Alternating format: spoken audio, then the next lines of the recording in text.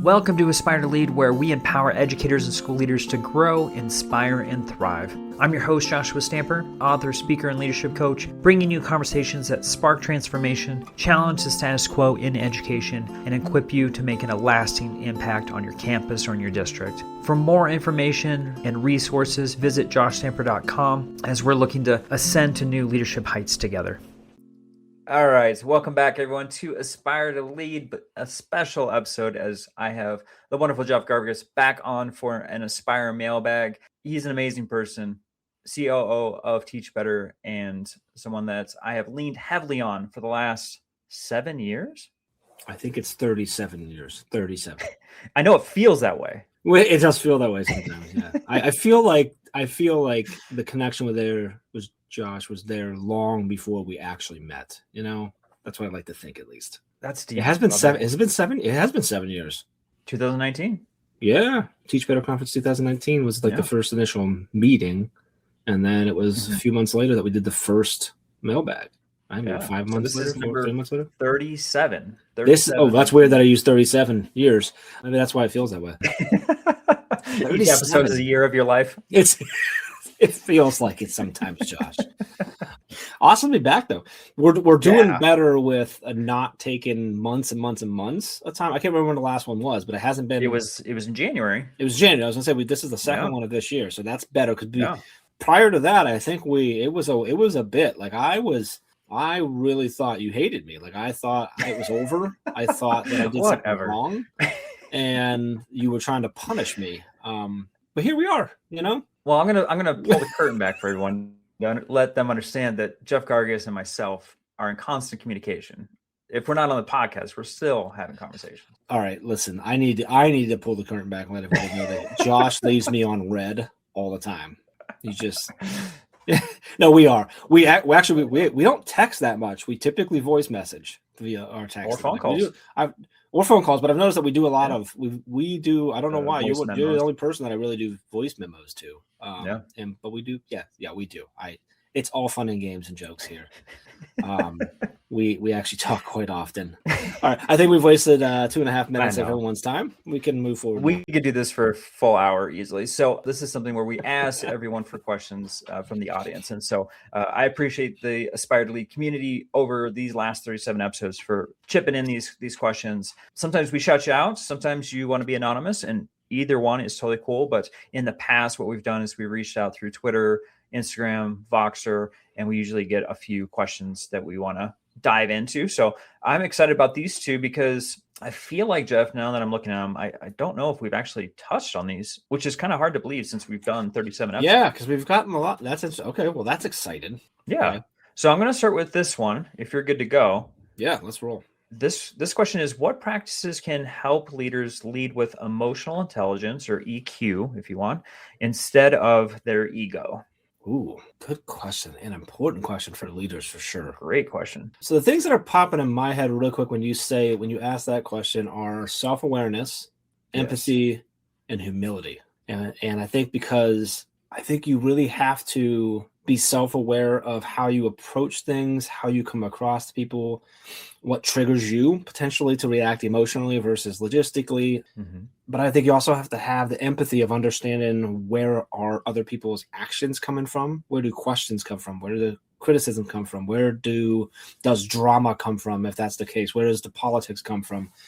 And then I really think the humility of the fact that we've said this on here, I know we have, is the fact that, like, as a leader, nobody that you lead and that you serve works for you or under you. You work for them. It is your job to do whatever it is to help them do their job. And I think that's because of hierarchies and how we lay things out on paper and stuff, we forget the fact that, like, being a leader, whether that's a building principal or assistant principal, a coach, a superintendent, a curriculum director, whatever your role might be, like, it's all just different positions and roles within the team. The goal is the same. It's all part of a different thing. Everyone plays a different part. And I think understanding that just because you might have a title that on a piece of paper would be higher on the chart does not mean that you are actually higher on the chart. You just have a different role now. And that can take some time because some titles give us ego. That happens, right? So I think that's a key piece. And I think part of it, the answer was in the question itself, like, instead of ego. Like, the key is you got to get ego out of there. And that takes, in my opinion, that self-awareness that you have ego. We all do. it takes some of that empathy of understanding where things are coming from and understanding other perspectives. And then also that humility of the fact that, like, I need to remove my ego. This isn't about me. Yeah, I think that's I'm going to stop there. I think I could go deep further in this and ramble more, but yeah, I think those are the three things. Those self-awareness, empathy, and humility. You have to deploy all three of those every single day. Yeah. I think I'm going to stop down on the ego component just because I can think of plenty of times in my own journey where I needed to be right. I needed to feel the win. I needed to make the decision. And those were all the ego things, right? I wasn't looking for like a we component. I was looking at like, how am I going to solve this problem? And I think as a leader, I think it's very natural to fall into that ego component, especially when you have all eyes on you. You don't want to look weak. You don't want to look like you're inept. You don't want to look like you don't know things. And so some of that identity piece gets in the way of the EQ. And I think what you said is perfect. Like as far as like the self-reflection piece, I think that's huge. I think the empathy, like you're talking about, those empathy reps, if you will, are amazing. But then also I think you need to have honest feedback. You know, what systems do you have in place to make sure that you have like that 360 view? Because sometimes we have the top-down view and it's very isolated and it doesn't take into account the other folks that are involved in the decision that you're about to make. And so, you know, do you have that honest feedback system in place where you can get folks that hopefully have a trusting relationship with you to be able to come in and be like, you know what, that didn't go well? Or did you think of this? Maybe I know we're going in this pathway, but maybe we can make a shift here and there, and having that honest feedback. And then in that, not defending yourself, not getting defensive, but allowing that feedback to be something that, in what you were talking about, is like pausing and actually reflecting on that to say, is there a better way of doing that? And also when I'm making the decision, you know, having every stakeholder, maybe students, teachers, parents, community members, do they have a say in what's going on also?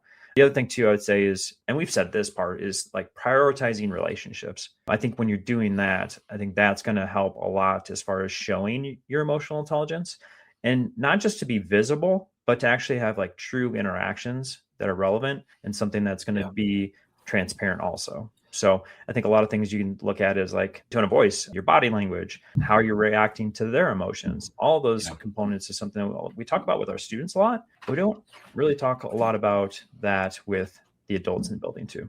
Yeah, I love that, because the idea of like having that open feedback is like the logistics side of it, right? So because but I think it connects so well with, and I don't know if I think I'm going to assume you did this intentionally, with like if you think about the self-awareness, the empathy, and the humility there, right? The feedback, that feedback loop, and having that only really works if you are deploying those things. Because to your point, feedback is not going to work if you're defensive, because then people are going to stop giving you feedback.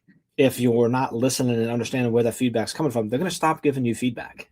If you're not recognizing, being self-aware of your tone and the way you receive things and how you react and stuff like that, like the feedback's not going to be real. It's going to be fake. It's going to either be just to stroke your ego and get out of the meeting, or it's just not going to come. And so then when you touch on the relationships, like that's one of the key pieces of how you build that, because how you can deploy and strengthen your self-awareness, your humility, and your empathy is by building those relationships and truly understanding the people that you're working with and that you're supposed to be leading and serving.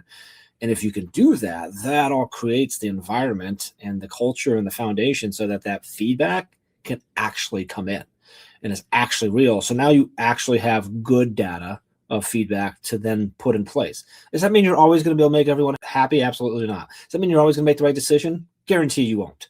Does that mean you're always going to be able to do what is actually the best thing based on the info? No, because sometimes, obviously, a lot of times you have constraints and you're not always the final decision maker either, but it allows you to lead a whole lot better. And when decisions are made or have to be made that don't check the right boxes for everyone, they are much more likely to, I don't want to use the word accept, but understand why that still had to happen or why it didn't go the way they wanted, because they actually believe you when you say, I tried, or I didn't have a choice, or I had to do it this way to fit within this box that we're confined to.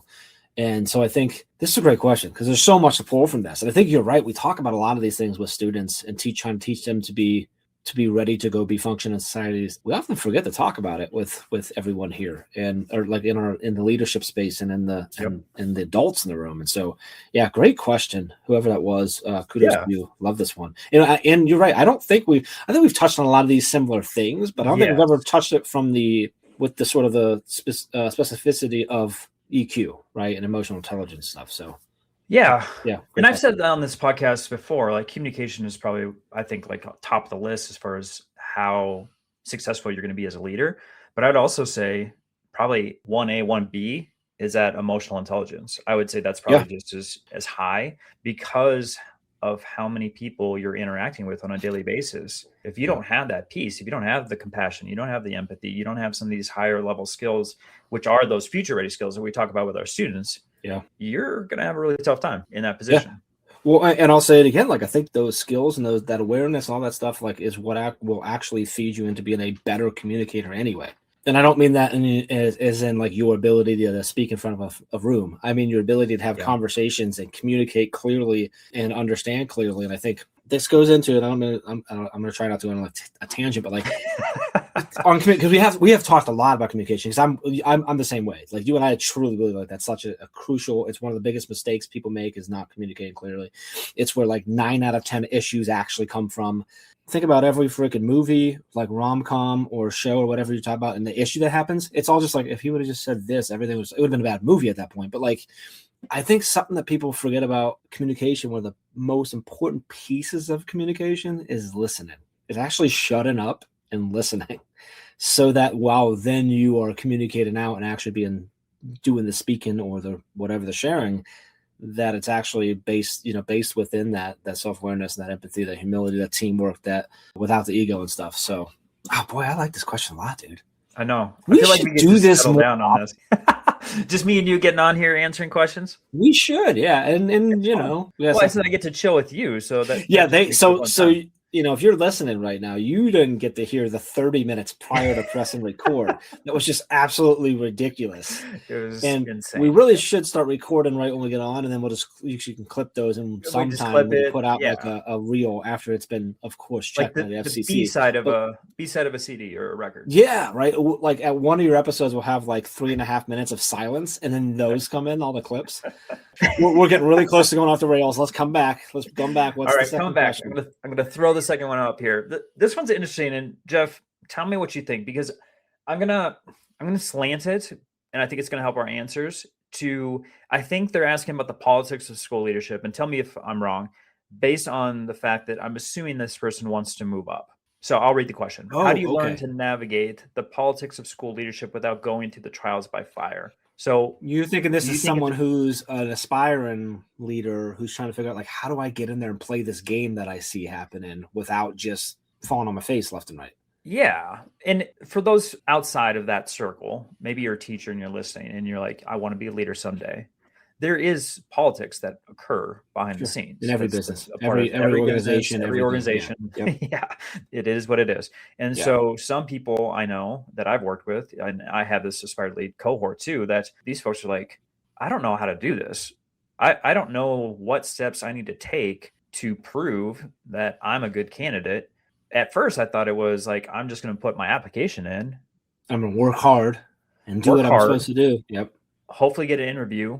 Do well in the interview, and then I'm going to be in that position. But as we both know, because we've worked with school districts and have been in school districts for myself, that's how it works. So what are some of the first thoughts that come to mind in regards to the politics or navigating the politics of school? Yeah. So I want to start by being real clear. Like, obviously I've never been in this position. So like the politics in schools and school leadership, I can only talk from someone from the outside and what I have. And obviously I'm seeing so much, but politics in a lot of other places I've been, they're very similar. Power dynamics come into play. Ego comes into play. Self-preservation comes into play. That's just, a lot of those are human nature, right? When you start getting into positions that are higher up the hierarchy there's fewer of those positions, which means they're typically, not always, but typically there's more competition. There's more at stake from maybe a financial spot and stuff like that. They are quote unquote power positions. So sometimes there's people that just want that. We talk about this a lot in our Edupreneur Mastermind, who are a lot of educators who are doing things that they are, trying to work with schools, whether it be doing professional development, speaking, providing resources, whatever it might be. And a lot of common things that we talk about is like, well, how do you get to the right person to make the decision to, bring you in and pay you something or whatever. And I try to remind them all. We just also, when we talk about like trying to present at conferences, right, and get out there and spread your message and spread your name, it's like well, yeah, but like, I want to make sure, like, what about the title? Is the title right? Is this right? Like, I want them to think, well, if they see that, they're probably going to think this. And I'm like, what I try to remind us all is like, hey, at the end of the day, it's just people. These are just humans. Like at the end of the day with your conference submission, it's a person or maybe a group of people that are making a decision based on what they look and feel, but also like a lot of times it's just how they feel that day at that time when they open the thing, right? And so same thing when it comes to politics and any kind of work environment. The reality is the people that make the decisions that impact your work life there, good, bad, and indifferent, and the people that get into power positions or positions with more authority or more control or whatever it might be, they're just people, which means sometimes, whether they mean to or not, they're going to make decisions based on how they feel, who they like, who they don't like, how you spoke to them that one time, how you ended your email. Like that's just the reality of it. That's all political type stuff, right? It's this, or they're gonna make a decision or a move or a response based on their belief or fear or whatever of how someone else might react and how that impacts them. And I think it's a hard line to walk between because it's hard to tell whether people make decisions from a selfish standpoint because they're just trying to take care of themselves or because they don't realize that they're doing that. And I think that makes it really difficult to do. So all that to say is I think when I come at this actual question is the idea of like, I don't know that you can without getting some falling on your face and doing some trials by fire.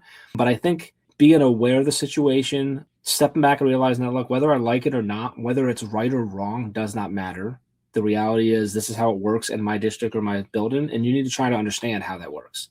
Having conversations with people that are in those positions or have thought about those positions or have been around a long time and know how Josh leads or how Jeff leads or whatever, you have to approach them with, okay, like I see what's going on. I think I understand how this game is played. Now I need to figure out how do I do this without losing myself, without doing something that I'm not going to feel good about. And being okay with the fact that sometimes that means you might not be able to get where you want to get. Mm-hmm. Like that's just the reality of it. If I'm going to state the one thing I think that I gained from what you said was human beings are human beings. I think we overthink it sometimes as far as like what I need to do to make a good impression or there's a task that needs to get done. The other component that you said was like, don't lose yourself. I think you can shake hands and kiss babies and not lose yourself. But sometimes 100%. You have to do that, right? Sometimes you have to get out there. And so I'm going to talk a little bit about what I wrote in my book and some of the things that I work with that cohort that I've got constructed is the first thing I talk about is like mapping out your landscape. I had to talk to a lot of different people to be like, who are the decision makers? Who are going to be in that interview? Who do I need to get in front of? Who don't I know? And I literally had a document that I had names, I had their position because I talked to other people that had gone through the process, that interview process, and who was around your table? Who was around your table? What questions were asked? What things did you need to know? What examples did you provide when they asked you that question? I sat down with other candidates that had gone through and been successful in that process. Why did I do that? Because I wanted to replicate what they did. And I didn't want to be surprised in that experience. The other thing too, is the principal that I had a principal that retired. She was amazing. She gave me every opportunity on that campus. I did things I had no business doing as a teacher, but she gave me that opportunity. The second principal that came in that took her role was very strategic and was very much understanding the political game that was needed. And he brought me into his office and he said something I'll never forget. He said, "You do amazing things on this campus. Does anyone outside of this campus know the wonderful things that you're doing?" And I had to think about that. And I was like, no. He goes, "It's great that I know that, but it's even better if the people that are sitting at the table are here witnessing it too. So how do we get them here?" So that was my piece of understanding, okay, I need to start building relationships outside of this campus. I need to start making those relationships, right? Because if they like me, that's a good thing. And then the things that I'm doing on this campus, once I have built a relationship, I need to invite them onto this campus to witness the great things that I'm doing. And I did. And I can tell you that helped quite a bit. Was it outside of my comfort zone? 100%. Did it help? It also helped 100%. I still was able to do what I did. I still got to be authentic. I was trying to help people, but it was that extra step of going above and beyond, knocking on the door and saying, "Hey, do you want to come and be a part of this?" And then they got to witness it. So that way, when I talked about it, it wasn't something that was foreign to them. They actually saw it with their own eyes. They got to feel it. They got to experience it. It's one thing for us to talk about the Teach Better conference. It's another when people actually are set foot amongst that, and the energy and the vibe that's there and they come away with it is completely different. We can talk about it on podcasts all day, but for them to actually be there is something different. Yeah, it's interesting. I love how you approach that, because I'm actually connected back to the edupreneur stuff too, because it's very similar there. And so one of the most common things that I have conversations with edupreneurs, especially newer, teachers that are doing something outside the classroom or school, is the idea of trying to selling whatever it is that they have. Some of them aren't necessarily selling something, but most of them have something to sell that they're trying to sell. And it's because educators are by nature, they're serving, they're typically selfless, or more selfless than a lot of people, and they get kind of icky. It feels icky to sell. And this is a similar thing. When you talk about going to other people in the district or the building or whatever and telling them about what you're doing, or asking them questions, or trying to get to know them and build a relationship, it can feel like selling, because you're like, I'm doing this because I want Josh to like me so that I can get this job. And here's what I tell entrepreneurs in the businesses. I'm like, if you believe what you are doing and what you are putting out there is actually beneficial for teachers or students or communities or whatever it is that you're trying to help, then the reality is you live in a world that requires you to probably sell that thing. So you have to tell people about it in order to then help them do that. Chad says this a lot. He says sometimes you have to help in order to sell, and sometimes you have to sell in order to help. This is the sell in order to help. Sometimes you got to go in and do these things. You have to have this conversation. You have to invite them in. You got to brag a little bit, and you can brag without feeling like sounding bragging, like a bragger. But you got to go tell people about what you're doing and why you're doing it and how it's impacting students and families and or the school or the district, whatever, so that you have the opportunity to go increase your impact by doing something else. Because if you think that you are a good fit to go be a leader because you believe in taking care of the staff first and taking care of students first and stuff, you can't do that stuff. You can't have that bigger impact unless you get there. So sometimes you need to do, and I'm not, and again, going back to make sure you keep remembering that don't lose yourself. That's not what I'm saying. I'm not saying don't do anything shady. Don't do anything that makes you feel bad. But it's okay to do some of these things that are outside of your comfort zone and say, hey, I'm going to go invite Josh over to my campus because I know Josh, there's a good chance he's going to be on that panel that's going to interview me. And I don't want this little bit of an idea that I take that's a little bit unconventional to come off as a surprise to him. I don't want it to be unconventional. And I also want him to know that I care and that I'm trying. And I need to make sure he knows, like, that's okay. Like sometimes it's just how we have to do it. I think that's where the kind of going back to, I think initially somewhere we said it basically like the politics exists, whether we like it or not. Totally. We can have a whole other conversation about whether that these types of things should be necessary. Yeah. That's a whole other conversation. But the reality is right now we live in that spot. So if you are trying to do this right now, you've got to play within the box, all while, again, keeping yourself, being true to yourself. And if it doesn't feel right, then walk away, and that's okay. But if if you're trying to get there, sometimes you got to figure out, how do I do this? How do I position myself best so that I can get into this role and make the impact that I know I'm going to have? And I think if you have that approach, then you'll feel okay with it and you'll be okay and you can get through there. And I think also you're still gonna have trials by fire. Like you're still gonna start some fires. You're gonna fall on your face. That's unfortunately part of it. Yeah. I mean, I'll be over here rooting that maybe you don't, but you probably will. And that's okay. Yeah. That happens. And if you need assistance with some of those things to navigate, I mean, definitely reach out to us because that's what we do. We help educators. I know a guy who does like cohorts for aspiring leaders and stuff. Or you can There's go to a link. joshstamper.com/leadership-cohorts if you want to. There you go. I love this cohort model that we've been doing this for 4 months. I love what you're doing there too. The crew that's there, they're so passionate and hungry to learn. So yeah, if you're in that spot, obviously I built the podcast for aspiring leaders, but if you need to go that next step and you want a community to help you out, and we have resources each month for you, definitely apply for the cohort, because I'm going to have a couple of openings here this year to bring more folks in. All right, Jeff, I got one last question for us. What on earth is going on with the Teach Better team?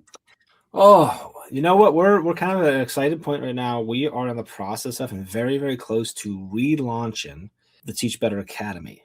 So the Academy's been around since 2017. We launched it and kind of we changed it in 2018 and did brought in the subscription model where you can buy it. We have free courses, but you can also buy individual courses, or then for subscription, monthly, you get all the courses, no matter how many's in there. Over the last several years, it just hasn't been as much of a focus for us. It's been quieter. We haven't put out very many courses. We haven't talked about it a lot. And just in general, we feel like we also haven't done as much with our community as we'd like to and like we used to. And so we've thought we've been working on this for like 6 months now of like how we wanted to do this. And we are going to be moving and sort of combining. And this is the first time I'm talking about this publicly, by the way, just so you know. We haven't even like shared this. We've kind of shared a little bit with the newsletter and stuff like that that's coming, but like bringing together the Facebook group that we've had and our community there with the courses. And we're moving to a new platform that's going to have both all of our courses, but also community spaces. Think of it kind of like our own little social media without the algorithms, without the ads, there you go. And without hopefully without the drama, I guess we'll see, but all together. And so we are working on that. That is going to be launching really soon. We actually just got some of our amazing ambassadors in there to kind of click around and break things and give us ideas and get us some feedback. And then soon we'll be talking to anyone who already has either a membership and or just a free account in our current academy, get them to start moving over. And we've got plans for monthly events, multiple like office hours opportunities throughout the month. We've got guest experts that we're working with, potentially guest outsiders coming in and doing some courses and additional stuff. We're revamping some old courses, got a lot of new courses in the process, both free and paid, and just a little bit different model. So we're really excited about that. So that's like the thing right now. And then what we'll do, Josh, like we do with a lot of stuff, is when we get that done, we will make sure there's a nice special Aspire to Lead code or link that you can share with your listeners that can get them in there, and probably with some sort of Aspire discount. We'll make that happen. So we're probably just a couple weeks away from that, honestly, I think. Nice. So as long as the ambassadors don't break too many things. Of course, things. you never know with that crew. They're amazing. I'm glad. I'm glad they're in there pushing all the buttons to make sure it's a smooth transition for everyone that's jumping in. But yeah, for those who don't know, I have a free course right now in the Academy with my first book, Aspire to Lead. With your book, yes. Yeah. Yes. So very proud that it's still there. So if you want to check that out, a vast amount of videos. I remember Jeff going, good God, man, why are you giving me like 60 videos? It's a lot of videos. Yeah, it's a lot of videos. And actually, I don't know if you know this, Jeff, there's a district here in Colorado that uses it for their aspiring leaders. They really? No kidding. Yeah. That's awesome. Yeah. The Boulder area has a school district that nice. uses it for their aspiring leaders. So I shouldn't cut that with the move. We should Please move keep that it on over. there. Yeah, please keep it on there. All right, whatever. So once I get that code and the discount for everyone, of course, we'll send that out. If you're not subscribed to my newsletter, make sure you do that, because I will definitely send it out via there. But also, we could probably talk about it, Jeff, when we have you on next month, as our New Year's resolution was to do an Aspire to Lead mailbag every month. Is that what we said? Was that? If I remember correctly. Did we do one in February? With each day. Yeah, we are February. Oh, it is still sorry. That's where I'm at, Josh. I don't even know what month it is. It is February. I don't know why I thought it was March. I'm going back to bed. Which is funny because it's not like it's morning here. It's afternoon. No, it's right. Oh, so we are on. So we're doing. We cut this one a little closer. But we're okay. Middle month. Okay. We're good. So we need to make sure March happens then. Okay. All right. We're gonna make March happen. We're on track. This is great. We have this New Year's resolution has lasted more than like 95% of New Year's resolutions. Well, it's funny you say that, because I'm going to be talking actually in a couple of days. I'm flying out to Kansas for a keynote with an amazing group of special education leaders. And that's what I'm going to be talking about. I'm going to be talking about enhance your capacity with healthy habits, and we're going to talk about New Year's resolutions. Oh, I thought you were going to talk about me and you doing Aspire Mailbag. I was like, that's going to be a weird topic to talk about, but I'm here for it. Like, sounds great. Can't wait to see the slides. Well, I'll definitely be talking about the different podcasts. So excited to see the crew in Kansas and talking about that. But yeah, Jeff, thank you so much again for being on here. Absolutely. It's always a joy and a huge blessing to be connected with you for, like I said, 7 years. Can't wait to see you next month.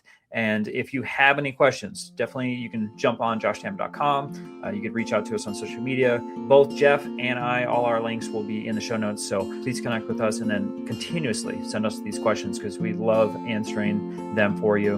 And if we can be a resource in any way, again, please reach out. And with that, Jeff, thank you so much again for being on the 37th Aspire Mailbag. Appreciate you, brother. This podcast is a proud member of the Teach Better Podcast Network. Better today, better tomorrow, and the podcast to get you there. Explore more podcasts at www.teachbetterpodcastnetwork.com.